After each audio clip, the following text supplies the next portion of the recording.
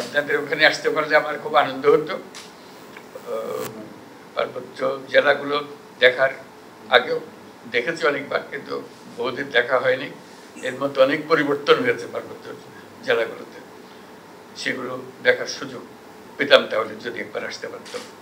যাই হোক, আশা করি ভবিষ্যতে এটা সুযোগ হবে। আমার লোভ হয়, কারণ এটা একটা অত্যন্ত চমৎকার একটা এলাকা।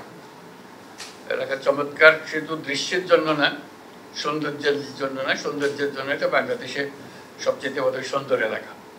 কাজে এখানে যারা থাকে তারাও সৌভাগ্যবান যে এরকম প্রাকৃতিক সৌন্দর্যের মধ্যে তারা থাকতে পারে, এবং এত রকমের ক্ষুদ্র নৃগোষ্ঠী এখানে আছে, সবাই মিলেমিশে আছে।